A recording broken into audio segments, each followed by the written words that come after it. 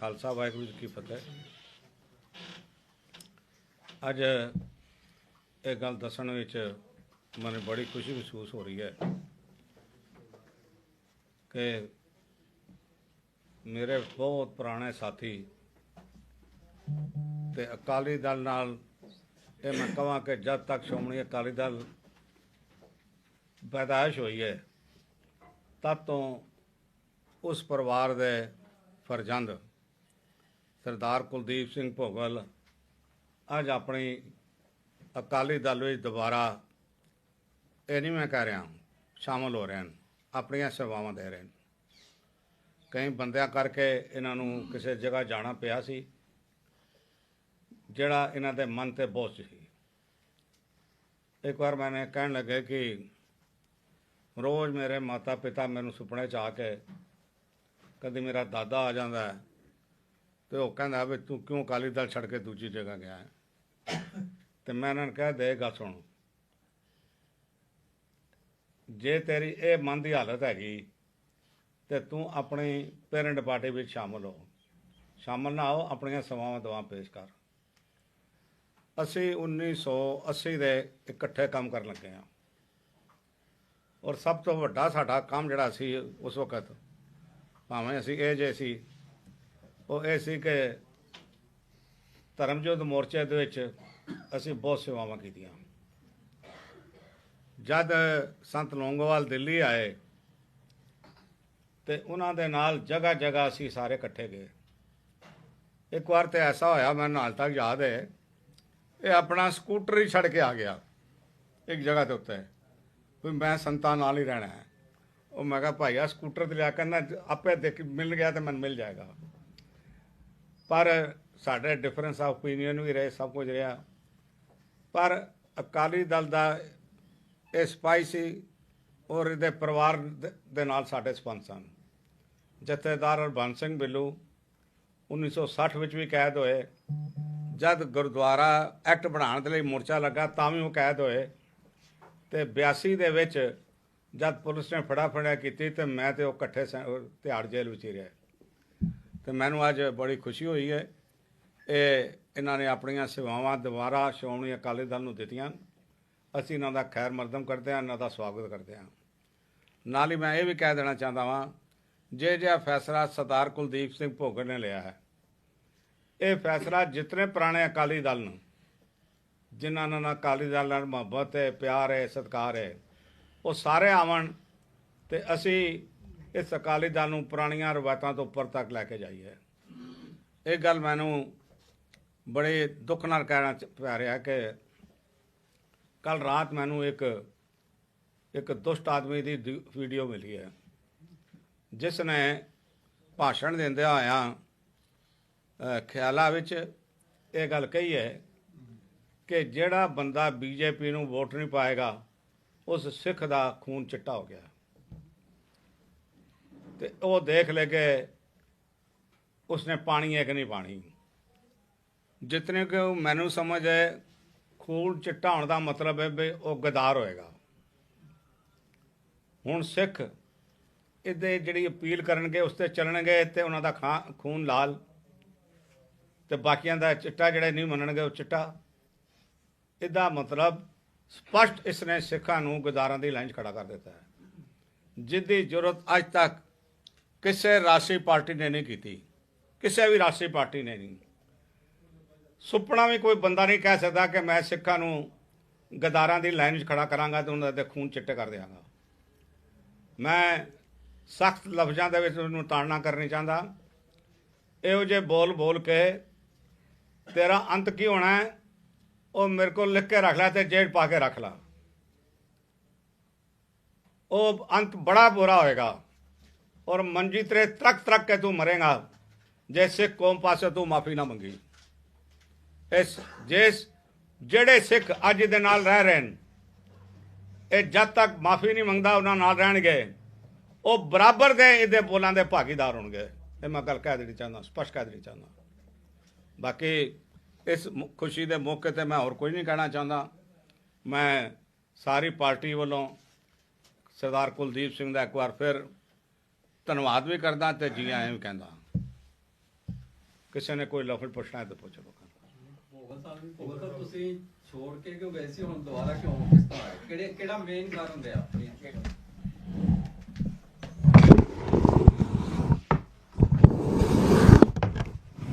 ਵਾਹਿਗੁਰੂ ਜੀ ਕਾ ਖਾਲਸਾ, ਵਾਹਿਗੁਰੂ ਜੀ ਕੀ ਫਤਿਹ। ਸਭ ਤੋਂ ਪਹਿਲੇ ਮੈਂ ਧੰਨਵਾਦ ਕਰਦਾ ਸਾਡੇ ਸਭ ਤੋਂ ਮੇਰੇ ਵੱਡੇ ਭਰਾ ਸਰਦਾਰ ਪਰਮਜੀਤ ਸਿੰਘ ਸਰਨਾ। ਇਹਨਾਂ ਨਾਲ ਮੈਂ ਕਮ ਸੇ ਕਮ 38 ਸਾਲ ਤੋਂ ਉੱਤੇ ਮੈਂ ਨਾਲ ਰਿਹਾ। ਇਹਨਾਂ ਦੇ ਪਰਿਵਾਰ ਦੇ ਸਰਦਾਰ ਤਰਲੋਚਨ ਸਿੰਘ ਉਹ ਉਸ ਟਾਈਮ ਜਿੰਦੇ ਸੀ ਤੇ ਉਹ ਤਿੰਨਾਂ ਨੂੰ ਨਹੀਂ ਮੰਨਦੇ ਸੀ। ਨਾਲ ਕਹਿੰਦੇ ਸੀ ਇੱਕ ਤੂੰ ਮੇਰਾ ਪੁੱਤਰ ਹੈ, ਇੱਕ ਡਾਕਟਰ ਜਸਪਾਲ ਸਿੰਘ, ਇੱਕ ਅਰਿੰਦਰਪਾਲ ਸਿੰਘ। ਇਹਨਾਂ ਨੇ ਜੋ ਗੱਲ ਕਹੀ ਹੈ ਕਿ ਧਰਮ ਯੁੱਧ ਮੋਰਚੇ 'ਚ ਅਸੀਂ ਬੜਾ ਕੰਮ ਕੀਤਾ ਸੀ, ਜੇਲ੍ਹਾਂ ਵਿੱਚ ਵੀ ਰਹੇ ਅਸੀਂ। ਅਤੇ ਨਾਲ ਜਿਹੜੀ ਇਹਨਾਂ ਨੇ ਦੂਸਰੀ ਗੱਲ ਕਹੀ ਹੈ ਉਹਦੇ 'ਤੇ ਜੋ ਇਹਨਾਂ ਨੇ ਕਿਹਾ ਉਹਦੇ ਉੱਤੇ ਮੈਂ ਕੋਈ ਕਿੰਤੂ ਪਰੰਤੂ ਨਹੀਂ ਕਰਾਂਗਾ। ਮੈਂ ਗਿਆ ਕਿਉਂ ਆ ਔਰ ਸੱਚ ਬੋਲਾਂਗਾ, ਸੱਚ ਤੋਂ ਸਿਵਾਏ ਕੁਝ ਨਹੀਂ ਬੋਲਾਂ। ਜਿੱਥੇ ਮੈਂ ਬੈਠਾ ਇਹ ਉਹ ਗੁਰੂ ਤੇਗ ਬਹਾਦਰ ਸਾਹਿਬ ਦਾ ਸਥਾਨ ਹੈ। ਸੱਜੇ ਪਾਸੇ ਅਸੀਂ ਉਹ ਯਾਦਗਾਰ ਬਣਾਈ ਹੋਈ ਹੈ 84 ਦਾ। ਮੈਂ ਜੋ ਕਿਹਾ ਨਾ, ਇਹਨਾਂ ਨੇ ਜੋ ਕਿਹਾ ਹੈ ਇਸ ਵਜ੍ਹਾ ਨਾਲ ਆਇਆ, ਮੈਂ ਉਹਦੇ 'ਤੇ ਕਾਇਮ ਹਾਂ। ਮਗਰ ਅਸਲ ਗੱਲ ਕੀ ਸੀ, ਲਗਾਤਾਰ ਮੈਂ ਲੜਾਈ ਲੜ ਰਿਹਾ ਸੀ ਨਵੰਬਰ 1984 ਦੀ। ਜਿਹੜੇ ਬੰਦੇ ਯੂਪੀ ਦੇ ਵਿੱਚ ਗੁਨੇਗਾਰ ਸੀ, ਕਿਸੇ ਨੂੰ ਨਹੀਂ ਪਤਾ ਸੀ। 38 ਸਾਲ ਤੋਂ ਉੱਤੇ ਦਾ ਟਾਈਮ ਹੋ ਰਿਹਾ ਸੀ, ਕਿਸੇ ਨੂੰ ਨਹੀਂ ਪਤਾ ਸੀ ਕਿ ਇਹ ਬੰਦੇ ਕੌਣ ਹੈਗੇ ਨੇ, ਕਿਤਨੇ ਮਰੇ ਹੈਗੇ ਨੇ, ਕਿਤਨੇ ਦੋਸ਼ੀ ਹਨ। ਇਹ RTI ਦੇ ਵਿੱਚ ਮੈਂ ਕੱਢ ਕੇ ਲਿਆਇਆ, ਮੈਨੂੰ 3 ਸਾਲ ਲੱਗ ਗਏ। ਉਸ ਤੋਂ ਬਾਅਦ ਬੰਦੇ ਜਿਹੜੇ ਸੀ ਗ੍ਰਿਫਤਾਰ ਕਰਵਾਏ, ਮੈਂ ਅੱਜ ਤੱਕ ਗ੍ਰਿਫਤਾਰ ਕਰਵਾ ਰਿਹਾ। ਮਗਰ ਅਫਸੋਸ ਦੀ ਗੱਲ ਹੈ ਕਿ ਭਾਰਤੀ ਜਨਤਾ ਪਾਰਟੀ ਦੀ ਜੋ ਕਹਿੰਦੇ ਨੇ ਉਹ ਕਰਦੇ ਨਹੀਂ। ਉਹਨਾਂ ਨੇ ਸਭ ਤੋਂ ਵੱਡਾ ਗੁਨਾਹ ਮੇਰੇ ਨਾਲ ਕੀਤਾ। ਮੈਂ ਅੱਜ ਮੈਨੂੰ ਕਹਿਣ ਦਾ ਕੋਈ ਗਿਲਾ ਨਹੀਂ ਹੈਗਾ। ਮੈਂ ਆਪਣੀ ਮਾਂ ਪਾਰਟੀ ਜਿਹੜੀ ਹੈਗੀ ਹੈ ਉਹਦੇ 'ਚ ਆਇਆ। ਇਹ ਮੇਰੀਆਂ ਬਾਹਾਂ ਹਨ, ਇਹ ਹਜ਼ਾਰਾਂ ਨਹੀਂ ਲੱਖਾਂ ਬਾਹਾਂ ਹੈਗੀਆਂ। ਮੈਂ ਇੱਥੇ ਜੋ ਕਹਾਂਗਾ, ਮੈਂ ਇਹ ਗੱਲ ਦੇਸ਼ ਦੇ ਗ੍ਰਹਿ ਮੰਤਰੀ ਅਮਿਤ ਸ਼ਾਹ ਨੂੰ ਲਗਾਤਾਰ ਟੈਲੀਫੋਨ ਕਰਦਾ ਰਿਹਾ। ਉਹਨਾਂ ਦੇ PA ਨੇ ਮੈਨੂੰ ਕਿਹਾ ਕਿ ਸਾਹਿਬ ਆਪਸੇ ਬਾਤ ਕरेंगे। ਮੈਂ ਕਿਹਾ ਕਬ ਕरेंगे? ਕਹਿੰਦਾ ਜਲਦੀ ਕरेंगे। ਪ੍ਰਾਈਮ ਮਿਨਿਸਟਰ ਦੇ ਆਫਿਸ ਵਿੱਚ ਮੈਨੂੰ ਟਾਈਮ ਲੈ ਕੇ ਦਿੱਤਾ ਗਿਆ।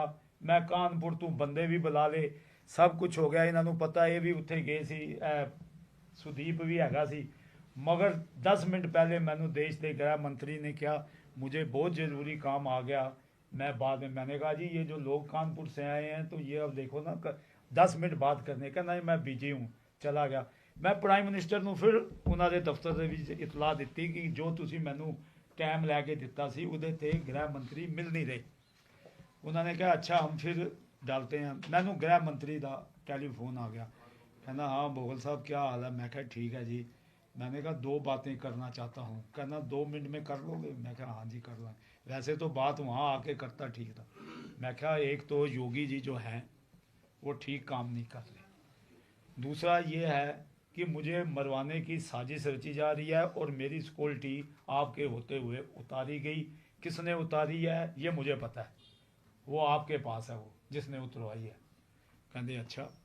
मैं उस तो बाद फिर गया जी यूपी दे ਉਹਦੇ ਉਹਨਾਂ ਨੇ चिट्ठी लिख दी कि आप उनसे जाके मिलो।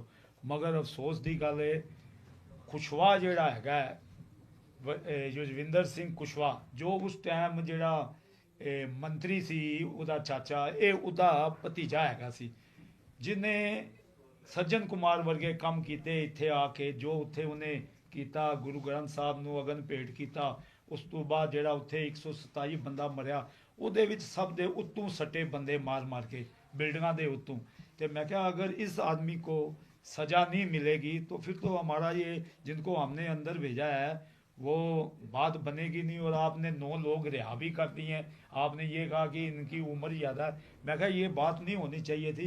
मैं प्रधानमंत्री जी का धन्यवाद करता हूँ कि सज्जन कुमार को अंदर किया है। जब तक आप इनको सज़ा नहीं देंगे युजविंदर सिंह कुशवाहा को, तब सिखों में इसका गलत धारणा जाएगी और उसका आपको जो मैसेज है वो भी गलत जाएगा। उन्हें जी मन्नी नहीं मेरी गल। मैं उस तो बाद मैं कहा चलो मैं अकाली दल छोड़ के अगर मैं बंदे अंदर चले जाते मैं ज्वाइन कर ला। मगर इत्थे भी दिल्ली प्रदेश के विच मैं देखा इत्थे भी बुरा हाल सी। मैं जब इन्हों मिलन गया 1-2 मीटिंगां सी, ਤੇ ਜਿਹੜੀ ਇਹ ਗੱਲ ਕਹਿੰਦੇ ਸੀ ਨਾ ਜੀ, ਮੈਨੂੰ ਕਹਿਣ लगा वाइस प्रेसिडेंट ਜਿਹੜਾ भोगल साहब एक बात करूं आपसे। मैं कहा दो करो। कहना नहीं एक करनी है। मैं कहा हाँ बताओ। कहना सिख जो है वो वोट नहीं डालता बीजेपी के। मैं उसी टाइम उठा तो मैं कहा जी वाहिगुरु जी का खालसा ते वाहिगुरु जी की फतेह। मेरे पीछे आए हो। मैं कहा मैं नहीं आऊँगा। आज आपने एक तीर मारा है, तीर मार दिया आपने। आप कैसे कहते हैं सिख वोट, अगर सिख वोट नहीं देता कैसे आप पंजाब में जीते हैं, पूरे हिंदुस्तान में जीते हैं।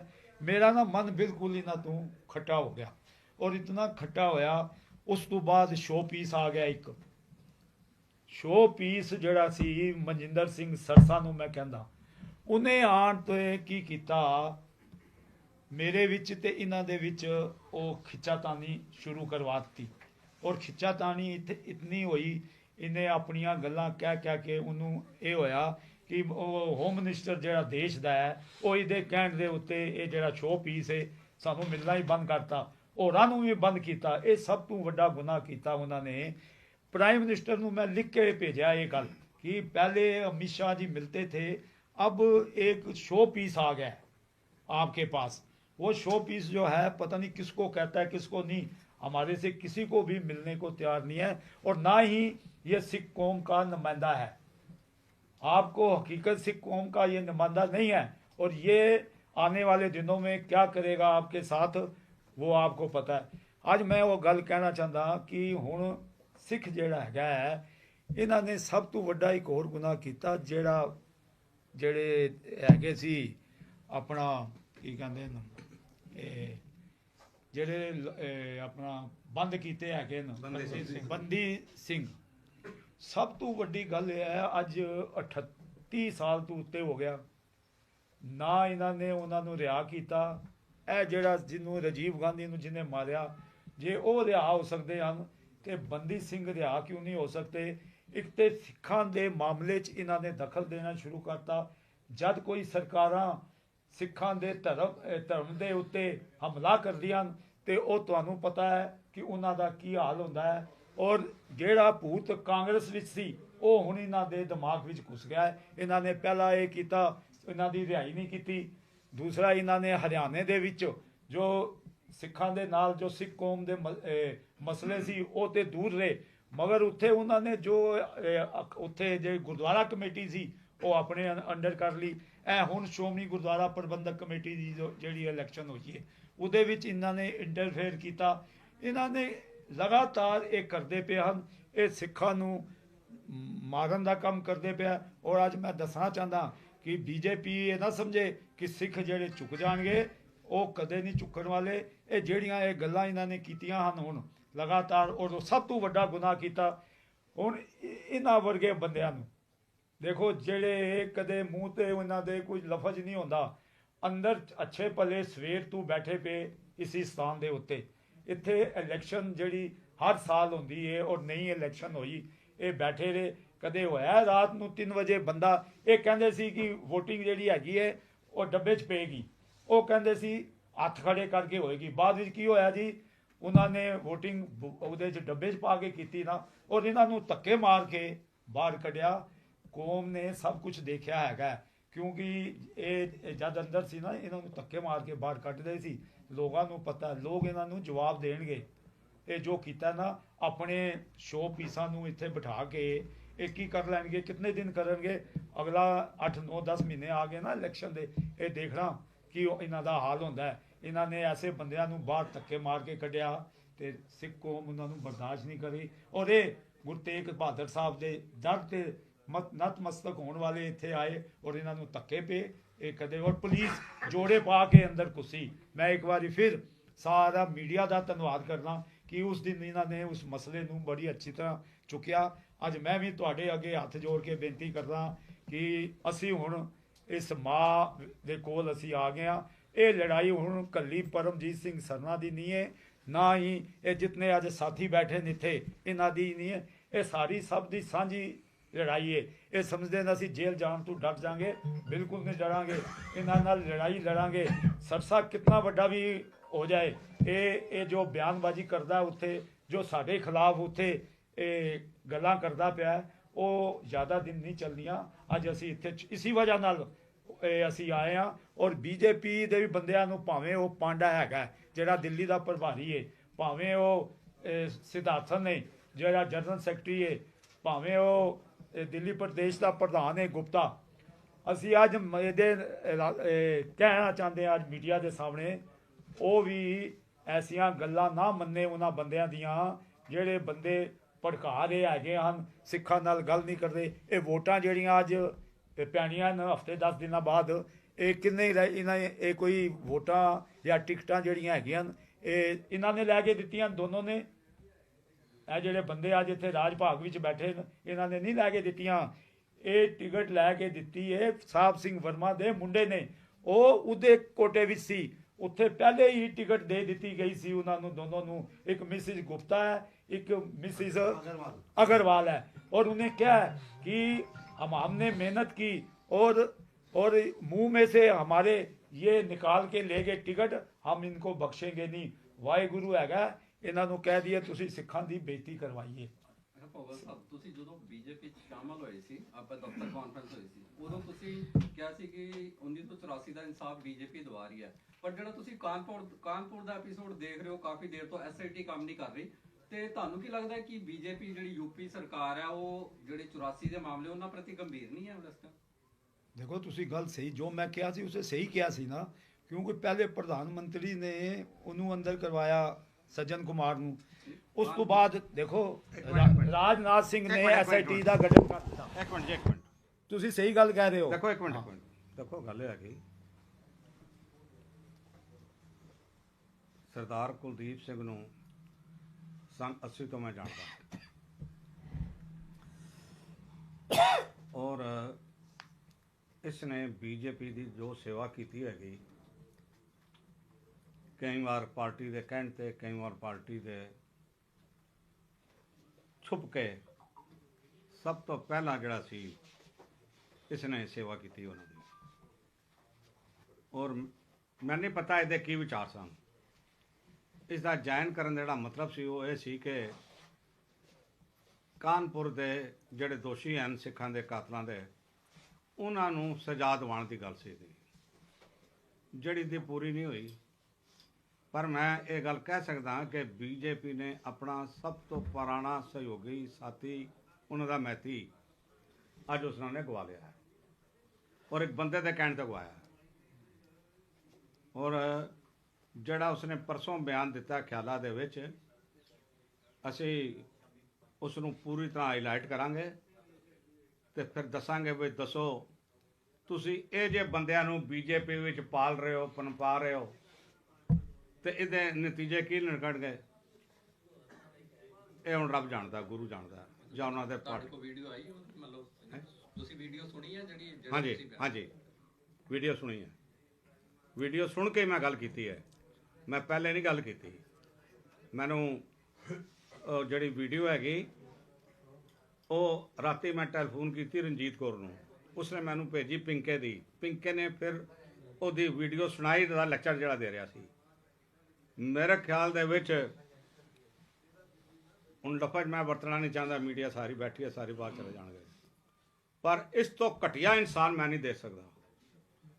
ਇਸ ਤੋਂ ਘਟੀਆ ਇਨਸਾਨ ਮੈਂ ਨਹੀਂ ਦੇ ਸਕਦਾ ਜਿਹੜਾ ਸਰੇਆਮ ਕੇ, ਜਿਹੜਾ ਹੁਣ ਵੋਟ ਨਹੀਂ ਪਾਏਗਾ ਅਸੀਂ ਸਮਝਾਂਗੇ ਲਹੂ ਚਿੱਟੇ ਹੋ ਗਏ ਤੇ ਸਿੱਖੇ ਹੋ ਗਏ। ਮੈਂ ਤੁਹਾਡੇ ਕੋਲ ਇੱਕ ਗੱਲ ਪੁੱਛਣਾ ਚਾਹੁੰਦਾ, ਤੁਸੀਂ ਜਗਤਾਰ ਸਿੰਘ ਜੀ, ਲਹੂ ਚਿੱਟੇ ਹੋਣ ਦਾ ਕੀ ਮਤਲਬ ਹੈ? ਚਲੋ ਮੈਂ ਤੇ ਚਲੋ ਇਤਨਾ ਗੁਣੀ ਗਿਆਨੀ ਨਹੀਂ ਹਾਂ, ਨਹੀਂ ਚਲੋ ਮੈਂ ਪੁੱਛਣਾ, ਦੇਖੋ ਮੈਂ ਤੁਹਾਡੇ ਆਖਣ ਇਤਨਾ ਪੜ੍ਹਿਆ ਲਿਖਿਆ ਨਹੀਂ ਹਾਂ, ਗੁਣੀ ਗਿਆਨੀ ਨਹੀਂ ਹਾਂ, ਇੱਕ ਵਪਾਰੀ ਹਾਂ, ਚਲੋ ਮੈਂ ਗਲਤ ਹੋਇਆ ਕਰ ਸਕਦਾ। ਮੈਂ ਤੁਹਾਨੂੰ ਪੁੱਛਦਾ, ਦੱਸੋ ਚਿੱਟਾ ਲਹੂ ਕਿਹਦਾ ਆਖਦੇ ਆ ਇੱਕ ਸਰਲ ਭਾਸ਼ਾ ਦੇ ਵਿੱਚ? ਜਿਹੜਾ ਪਰਿਵਾਰ ਦੇ ਵਿੱਚ ਕੋਈ ਬੰਦਾ ਗਲਤ ਕੰਮ ਕਰੇ, ਗਦਾਰੀ ਕਹਿੰਦੇ ਛਾੜੇ ਨੂੰ ਮੂੰਹ ਨਾਲ ਲਾ, ਇਹਦਾ ਲਹੂ ਚਿੱਟਾ ਹੋ ਗਿਆ ਜੀ, ਕਿਉਂ ਜੀ? ਮਤਲਬ ਸਾਡੇ ਪਠਵਾਰ ਵਿੱਚ ਇਹੀ ਕਹਿੰਦੇ ਨੇ, ਬਾਕੀ ਜਗ੍ਹਾ ਮੈਨੂੰ ਨਹੀਂ ਪਤਾ। ਇਹਦਾ ਮੂੰਹ ਨਾਲ ਲਾ, ਇਹਦਾ ਲਹੂ ਚਿੱਟਾ ਹੋ ਗਿਆ ਜੀ। ਮਤਲਬ ਹੁਣ ਸਿੱਖਾਂ ਨੂੰ ਮੂੰਹ ਨਾਲ ਲਾਓ, ਇਹਦਾ ਲਹੂ ਚਿੱਟਾ ਹੋ ਗਿਆ ਇਹਨਾਂ ਦਾ, ਕਮਾਲ ਹੋ ਗਈ। ਮਤਲਬ ਤੁਸੀਂ ਬਾਕੀ ਕੁਰਬਾਨੀਆਂ ਭੁੱਲ ਜਾਓ ਤੁਸੀਂ ਸਾਡੀਆਂ, ਔਰ ਇਹ 2 ਟਕੇ ਦੇ ਬੰਦੇ ਦੇ ਸਟੇਜਾਂ ਤੇ ਬੋਲ ਕੇ ਤੁਸੀਂ ਉੱਥੇ ਬੈਠੇ ਹੋਏ ਹੋ। ਕਿ ਉਹਨੂੰ ਬੀਜੇਪੀ ਦੀ ਲੀਡਰਸ਼ਿਪ ਨੇ ਉੱਥੇ ਰੋਕਿਆ ਇਸ ਨੂੰ। जगतार जी ਜਿਹੜੀ ਤੁਸੀਂ ਗੱਲ ਕਹੀ है ना, आज एक मिनट 36 लोग जो हैं अभी भी जेल की सलाखों में हैं। मैं एक की बात कर रहा हूँ, युजविंदर सिंह कुशवाहा के साथ जो 6-7 लोग हैं जिन्होंने सब कुछ किया, जिसकी सारी जमानतें हर जगह कैंसिल होगी, उसको ये क्यों नहीं गिरफ्तार कर रहे? ये कहते हैं कि वो जो 6-7 लोग हैं वो ठाकुर हैं, हमें वोट जो है ठाकुर ने डाला है, लोगों ने डाला है वहाँ यूपी में, इस वजह से हम वोट नहीं, हम उनको गिरफ्तार नहीं कर रहे। अच्छा, उसका कार्यकाल खत्म होने वाला है SIT का 30 तारीख को। आज डेट होगी या कितनी है? आज 26। अभी तक कोई ऑर्डर नहीं आया और मुझे लगता है 25, अभी 5 दिन पहले कभी नहीं होता था, पहले 10 दिन पहले ही SIT का गठन हो जाता, अभी तक नहीं हुआ। नहीं गठन नहीं होना, नहीं वो पुरानी डेट अपने टेनोर तो पहला ऑर्डर हाँ, कर देती है। हाँ वो हाँ हाँ रिपोर्ट नहीं हाँ वो ना करेगी आगे। हाँ टाइम ਜਿਹੜੀ SIT ਹੈ ਉਸ ਤੋਂ ਉੱਥੇ ਫੰਡਾਂ ਦੀ ਘਾਟ ਹੈ। ਅਗਰ ਕਿਸੇ ਨੂੰ ਗ੍ਰਿਫਤਾਰ ਕਰਨ ਜਾਣਾ ਹੋਏ ਉਹਨਾਂ ਕੋਲ ਗੱਡੀ ਨਹੀਂ ਹੁੰਦੀ। ਚਲੋ ਜੇ ਉਹਨਾਂ ਨੂੰ ਗੱਡੀ ਚਾਹੀਦੀ ਹੈ, ਅਸੀਂ ਗੱਡੀ ਕਾਨਪੁਰ ਦੀ ਪ੍ਰੋਵਾਈਡ ਕਰ ਦਿਆਂਗੇ। और मैं की है जी गड्डियाँ कीतियां, गाड़ी भी की है, हर चीज की है, उनको दिया है। वो कहते पैसा नहीं हमारे पास आ रहा। ਦੇਖੋ ਜੀ ਗੱਲ ਹੈਗੀ, ਇੱਕ ਗੱਲ ਅਸੀਂ ਕਹਿ ਸਕਦੇ ਹਾਂ, ਗੱਲਬਾਤ ਕੁਲਦੀਪ ਸਿੰਘ ਦੀ ਕਾਨਪੁਰ 'ਚ ਬਹੁਤ ਹੈ, ਸਾਡੀ ਵੀ ਬਖਸ਼ਿਸ਼ ਹੈਗੀ। ਅੱਜ ਅਸੀਂ ਉੱਥੇ ਅਕਾਲੀ ਦਲ ਗਠਨ ਕਰਾਂਗੇ, ਕਾਨਪੁਰ, ਲਖਨਊ, ਮੇਰਠ, ਇਲਾਹਾਬਾਦ, ਬਨਾਰਸ। बुलंदशहर, ਹਾਂਜੀ बुलंदशहर। ਚਲੋ ਉਹ ਜਿਹੜੇ ਮੇਰੇ ਇਸ ਵਾਰ ਹੈਗੇ, ਔਰ ਉੱਥੇ ਜਿਨ੍ਹਾਂ ਸਿੱਖਾਂ ਦੀ ਪੈਰਵੀ ਨਹੀਂ ਹੋ ਰਹੀ, ਉੱਥੋਂ ਅਕਾਲੀ ਦਲ ਜਿਹੜਾ ਹੈਗਾ ਇਹਨਾਂ ਦੇ ਸਹਿਯੋਗ ਨਾਲ ਉੱਥੇ ਪੈਰਵੀ ਕਰੇਗਾ। ਕਾਨਪੁਰ ਵਾਲਾ ਮਾਮਲਾ ਤੇ ਇਹਨਾਂ ਦੇ ਕਰਕੇ ਜਿੰਦਾ ਹੈ। ਹਾਂ ਬਿਲकुल। ਅਸੀਂ ਸ਼ੁਰੂ ਤੋਂ ਕਵਰ ਕਰਦੇ ਆ ਰਹੇ ਹਾਂ। ਇਸ ਤੋਂ ਇਲਾਵਾ ਕਾਨਪੁਰ ਦਾ ਮਾਮਲਾ ਕਿਸੇ ਨੇ बहुत समय बाद फिर दोबारा से लौट के आए सर। नहीं बहुत समय का है, ये 1 साल में ही बस हो गया है। पूरी बात तो सुनो सर, आए तो है ना, बहुत समय बाद ही तो आए ना। अच्छा अच्छा। अब ये कि बताओ, आपने जो लड़ाइयाँ लड़ी क्या, और जो पुरानी लड़ाइयाँ जो आपस में आपका जो चला भोगल से लेके अब तक धर्मेंद्र मारवा, तो क्या वो सारी चीजें अब ठंडे बस्ते में जाएंगी? और कौन सी? अब जो सारी चीजें आपकी पुरानी लड़ाइयाँ जो आप नहीं, रहे जो आपके, मैं इसी की बात का जवाब दे रहा हूँ। हमारा जीवन जो शैली है, हमारा जो जीवन है, वो गुरबानी के आधार के ऊपर चलता है। सबसे पहले ऐसे मसले के ऊपर भी गुरबानी में दर्ज है। मेरे को याद आया था, मैं इसलिए बोल रहा था, पैसे निकल गया। होए कतर मिलो मेरे भाई, होए कतर मिलो मेरे भाई, दुविधा दूर करो लेवला। अब हम इकट्ठे होके जो दुविधा हमारे में थी, ये पंथ के लिए हम आपसी दुविधा को खत्म करेंगे और पंथ को आगे लेके जाएंगे। एक चीज बता दो, आपके पास वीडियो आई, उन्होंने कहा जी बीजेपी को वोट देना है। अब आप अभी तक तो अकाली दल बीजेपी को ही साथ में रहा है, लेकिन अब आप क्या अपील करना चाहते हैं, करना चाहेंगे या नहीं कि निगम चुनाव में आप किस तरफ से क्या विचार जाए? ठीक है। किसको- हमारे देखो जी, हमने कोई पार्टीज की बात नहीं की है। हमने फैसला किया है कि जो पार्टी जो इन्होंने जिक्र किया है, बंदी सिखों की रिहाई की बात करेगी, ये आश्वासन देगी कि इलेक्शन के बाद बंदी सिखों को छुड़वा दिया जाएगा, उस पार्टी को सिख दिल्ली में वोट डालें। किसी के मैनिफेस्टो में तो ये जिक्र ही नहीं है सर। मैं कहना जी, चारों पार्टी चलो किसी देखो के जी, मैनिफेस्टो में जिक्र ही नहीं है। देखो मेरी बात तो आप सुनो। तो फिर ना हो वो कहें, मैनिफेस्टो में तो कोई भी बात पूरी नहीं होती, मैनिफेस्टो के बाहर की बातें सारी पूरी होती हैं। ये मैनिफेस्टो हमने इनको नहीं कहा कि हमारे ये मैनिफेस्टो में डालो। पहली बात तो ये है, हम कोई मांगते नहीं हैं। हमारे लीडर मास्टर तारा सिंह की जहाँ फोटो लगी है, वो कह रहे थे कोई किसी को राज ना दे हैं, जो ले हैं निज बल से ले हैं। हम जो भी बातें पूरी करेंगे, अपनी अणक गैरत और अपने व्यवहार को ऊंचा रख के बातें पूरी करेंगे। थैंक यू जी। सब जो भी नाश्ता पानी थोड़ा बहुत है आपने बोले सोनिया। Pagal Julia. बोले सोनिया। Começar? बोले सोनिया।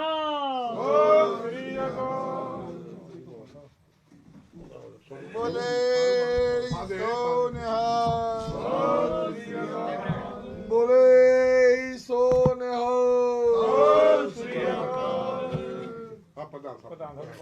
ਬੋਲੇ ਸੋ ਨਿਹਾਲ ਸਤਿ ਸ੍ਰੀ ਅਕਾਲ। चल भाई तुम ही बाप प्रधान है बात है ਵਾਹਿਗੁਰੂ ਜੀ ਕੀ ਫਤਿਹ। ਪ੍ਰਧਾਨ ਜੀ ਸਾਹਮਣੇ ਫੋਟੋ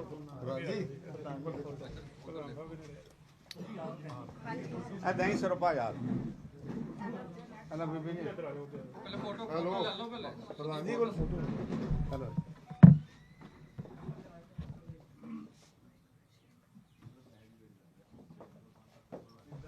ਬੋਲੇ ਸੋ ਨਿਹਾਲ ਸਤਿ ਸ੍ਰੀ ਅਕਾਲ। ਸ਼੍ਰੋਮਣੀ ਅਕਾਲੀ ਦਲ ਜਿੰਦਾਬਾਦ। ਸ਼੍ਰੋਮਣੀ ਅਕਾਲੀ ਦਲ ਜਿੰਦਾਬਾਦ। ਸਰਦਾਰ ਸੁਖਬੀਰ ਸਿੰਘ ਬਾਦਲ ਜਿੰਦਾਬਾਦ। ਸਰਦਾਰ ਪਰਮਜੀਤ ਸਿੰਘ ਸਰਨਾ ਜਿੰਦਾਬਾਦ। ਬੋਲੇ ਸੋ ਨਿਹਾਲ।